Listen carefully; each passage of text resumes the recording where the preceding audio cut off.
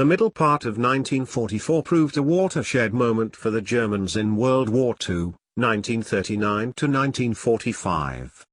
The Allies were making steady progress in the Italian campaign, across the vast East Front, and now were managing a foothold in northern France en route to Berlin by way of Paris. The decision was ultimately made to focus on curtailing the effects of the Allied bombing campaign, which was wreaking havoc on various aspects of the German war machine and its people in both day and night. One of the primary needs of the German Luftwaffe became a high-speed, high-altitude interceptor capable of dealing with the Allied bomber menace. With the increasing viability of turbojet engine technology, new generations of Luftwaffe aircraft could showcase unheard-of performance and outpace anything the Allies could field. In the summer of 1944, German authorities laid down the requirements for such an aircraft, encompassing a design to seat a single pilot, to be powered by twin turbojet engines, and be capable of operating at high altitudes to meet the bomber threat head-on. This led the concern of Blohm Voss, B.V., with a design directed by engineer Richard Vogt, to lay down plans for a largely conventional, compact, and aerodynamically refined fighter to take advantage of turbojet technology. At the heart of this design, the P.197, would be Germany's principal turbojet engine. The Junkers Jumo 004 series, featured in a paired installation. As each unit could produce between 1,800 pounds and 2,000 pounds of thrust, this would, in turn, provide the new aircraft with unparalleled performance at altitude.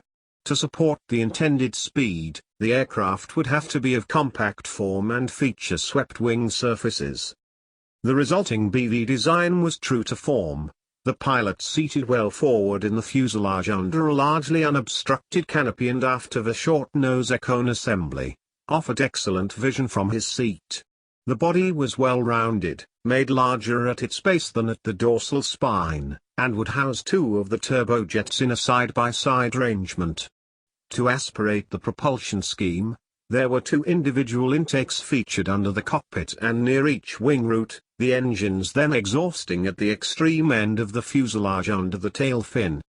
The wing main planes were positioned slightly ahead of midships and were low-mounted along the fuselage sides, these members sporting sweep back at both their leading, up to 40 degrees, and trailing edges with clip tips to boot. Similarly, the tail planes, arranged in a multi-up-style T-tail configuration, were all given sweep back. A tricycle undercarriage would be retractable and used for ground running, the nose leg retracting into the fuselage while the main legs retracted under each wing member.